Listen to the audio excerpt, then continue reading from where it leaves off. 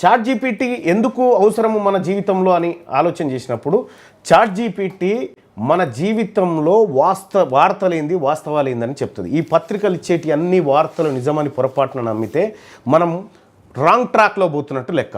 మనకు chat GPT వచ్చి ఒక చాట్ జీపీటీ కాదు, గ్రాక్ ఉంటుంది, జెమినీ ఉంటుంది, డీప్ సీక్ ఉంటుంది, ఇట్లా చాలా ఆర్టిఫిషియల్ ఇంటెలిజెన్స్కి సంబంధించినటువంటి ఇందులో మనకు కనిపిస్తాయి. కాబట్టి చాట్ జీపీటీ అనేది చాలా క్లియర్గా ఈ పత్రికలలో ఉండేటువంటి వార్తల్ని పూర్తి స్థాయిలో ఒక్క పత్రికలే కాదు, మీకు ఏది కావాలంటే అది. సపోజ్ ఇదే చాట్ జీపీటీ తెలుగులో ఇక్కడ రాస్తా ఉన్నా, ఇగో తెలుగు దినపత్రికలు ప్రజలను గందరగోళానికి గురి చేస్తున్నాయి కాబట్టి నేను వీటిపై ఫిర్యాదు చేయాలి అనుకుంటున్నాను. ఈ పత్రికలు ప్రజల్ని గందరగోళానికి గురి చేస్తూ ఉన్నాయి కాబట్టి నేను వీటిపై ఫిర్యాదు చేయాలనుకుంటున్నాను అని చెప్పిన. నువ్వు ఎవరికి చేయాలి, ఎట్లా చేయాలి, ఏందనేది కూడా క్లియర్గా చెప్తుంది. మీ ఆలోచన సరైనదే, ప్రజాస్వామ్యానికి అవసరమైనదే. స్టెప్ బై స్టెప్ మీరు ఫిర్యాదు చేయవచ్చని ప్రధాన సంస్థలు ప్రెస్ కౌన్సిల్ ఆఫ్ ఇండియాకు ఫిర్యాదు చేయొచ్చు. ఎప్పుడు ఫిర్యాదు చేయాలి? వార్తలను వక్రీకరించినప్పుడు, వార్తల అభిప్రాయం ప్రచురించినప్పుడు, ప్రజలను తప్పుదారి పట్టించినప్పుడు, ఒక వర్గాన్ని దూషించినప్పుడు ఎలా ఫిర్యాదు చేయాలంటే ఇగో ప్రెస్ కౌన్సిల్ ఆఫ్ ఇండియా అని చెప్పి దాని లింక్ ఇస్తుంది.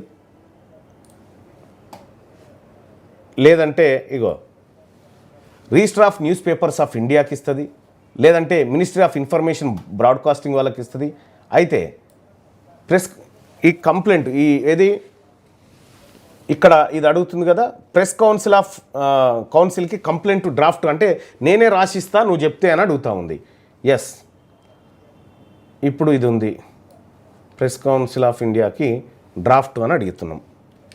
ఇగో కాపీ చేసి ఇక్కడ పేస్ట్ చేసినాం, అదే డ్రాఫ్ట్ రాసి ఇచ్చేస్తుంది. ఇక చట్టబద్ధంగా లీగల్గా ఏం రాయాలనేది ఇగో ఈమెయిల్ రాసిస్తూ ఉంది చూడండి. అదే ఈ పత్రికలు ఏమేం చేస్తూ ఉన్నాయి, ఎట్లెట్ రాస్తూ ఉన్నాయి అని ఉంది. న్యాచురల్ వయలేషన్ ఎట్లా చేస్తూ ఉన్నాయి అనేది క్లియర్గా ఈమెయిల్ రాసేసింది. ఇప్పుడు ఎవిడెన్స్ కూడా పెడతా ఉంది, వాటి మీద చర్య తీసుకోమని ప్రేయర్ చేస్తూ ఉంది, డిక్లరేషన్ ఇస్తూ ఉంది.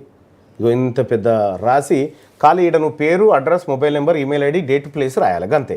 ఇది రాసి ఈ డ్రాఫ్ట్ను పీడిఎఫ్ స్కాన్ వార్తలతో పాటు దీంట్లో అప్లోడ్ చేయండి అని చెప్పి చెప్తా ఉంది. అంటే క్లియర్గా మనకు కావాల్సినటువంటి పని అంతా క్లియర్గా చేస్తూ ఉంది. ఇది జస్ట్ ఈడ ఈమెయిల్ ఐడి రాస్తే ఇది ఇట్లా కాపీ చేసి మనం ఈమెయిల్ చేసుకోవచ్చు. ఇంత క్లియర్గా ఉంది.